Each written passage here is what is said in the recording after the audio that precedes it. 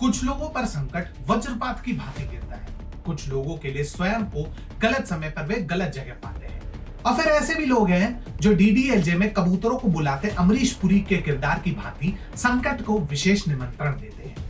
Canada के प्रधानमंत्री Justin Trudeau निसंदेह इसी तीसरी श्रेणी में आते हैं। अपने कुछ राजनेता भी इतने निर्लज्ज ना है जितने जस्टिन ट्रूडो है।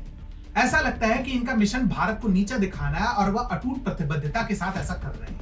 परंतु इस बार बाजी पलट सकती है क्योंकि भारत के पास अनेकों विकल्प उपलब्ध हैं। कुछ रिपोर्टों के अनुसार भारत ट्रूडो के उग्रवाद फ्रेम के पीछे एफएटीएफ तक के द्वार खटखटाने को तैयार है और यह निसंदेह कनाडा के लिए कोई गर्व का विषय नहीं। तो नमस्कार मित्रों, और आज हमारी चर्चा होगी कि आखिर क्यों भारत एफएटीएफ का विकल्प चुन सकता है और क्यों इस संभावित कदम से जस्टिन ट्रूडो का समूल विनाश निश्चित है। भारत आतंकी फंडिंग के विरुद्ध कनाडा की निष्क्रियता को संबोधित करते हुए एक ऐतिहासिक कदम उठाने को तैयार है। संडे गार्जियन लाइव की एक रिपोर्ट के अनुसार नई दिल्ली अपनी सीमाओं के भीतर आतंकी वित्त पोषण गतिविधियों के विरुद्ध कार्रवाई करने में कनाडा की अनिच्छा के संबंध में फाइनेंशियल एक्शन टास्क फोर्स यानी एफएटीएफ से संपर्क करने पर विचाराधीन है। भारत द्वारा कई बार विश्वसनीय और पुख्ता साक्ष्य साझा करने के बावजूद ऐसा लगता है कि कनाडा को कार्रवाई में कोई रुचि नहीं है। अब ये कितना सत्य है और कितना नहीं, ये तो आने वाला समय ही बताएगा, परंतु ये ऐसे समय पर भी आया है जब कुछ मीडिया रिपोर्ट ये दावा कर रहे हैं कि एफएटीएफ भ्रष्ट एनजीओ पर नकेल कसने की आड़ में एनजीओ के उत्पीड़न के लिए भारत के विरुद्ध कार्रवाई कर सकता है। डेक्कन हेराल्ड की एक रिपोर्ट के अनुसार एफएटीएफ इस बात की जांच कर रहा है कि क्या प्रधानमंत्री नरेंद्र मोदी के नेतृत्व वाली भारत सरकार एमनेस्टी इंटरनेशनल और अन्य थिंक टैंक पर शिकंजा कसने के लिए स्थानीय कानूनों का दुरुपयोग तो नहीं कर रही।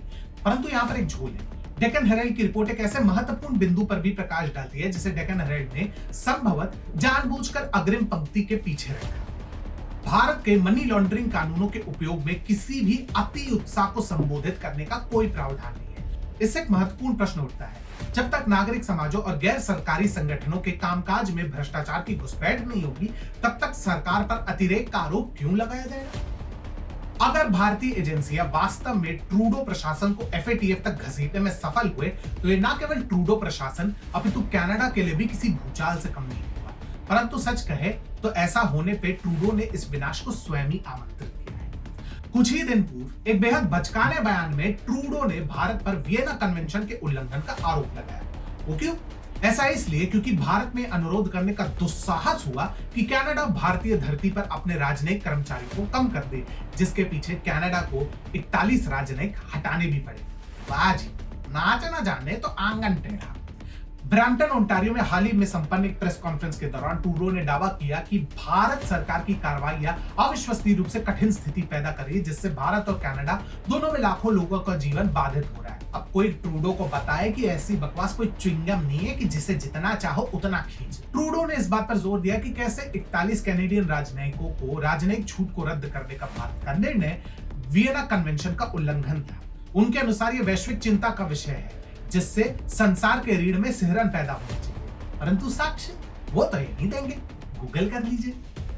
शायद यह भी एक कारण है जिसके पीछे जस्टिन ट्रूडो आज वैश्विक राजनीति में उपहास का विषय बने हुए हैं। कनाडा के प्रमुख विपक्षी पार्टी यानी कंजर्वेटिव पार्टी के नेता पियरे पोलिवरे ने ट्रूडो की पोल खोलते हुए बताया कि कैसे वह भारत समेत संसार भर में उपहास का पात्र बन चुके हैं। पोलिवरे के अनुसार नई दिल्ली के साथ राजनयिक संबंधों के लिए ट्रूडो का दृष्टिकोण न केवल उल्टा पड़ गया है, अपितु इसने उन्हें दुनिया के सबसे बड़े लोकतंत्र में उपहास का पात्र भी बनाया है। पोलिवरे ने स्पष्ट शब्दों में कहा, जस्टिन ट्रूडो 8 वर्ष के लंबे समय के बाद चर्चा के योग्य नहीं। उन्होंने कैनेडियन लोगों को एक दूसरे के विरुद्ध कर दिया है और विदेशों में हमारे संबंधों को बहुत खराब किया है। वे इतने अक्षम और गैर पेशेवर है कि अब हम लगभग बड़े विवादों में हैं दुनिया की हर प्रमुख शक्ति के साथ, जिसमें भारत भी शामिल है। ट्रूडो की विश्वसनीयता पर प्रश्न चिन्ह लग चुका है। खुद की मीडिया ने टके का भाव नहीं देती। वैश्विक समुदाय भी इनके साथ जुड़ने से पूर्व 10 बार सोचता है और भारत से तो इन्होंने पंगा मोल ही लिया है। यदि अब भी न चेते तो वे जल्द ही इतिहास का एक ऐसा अध्याय बन जाएंगे जैसे कैनेडियन भूलना ही पसंद करें।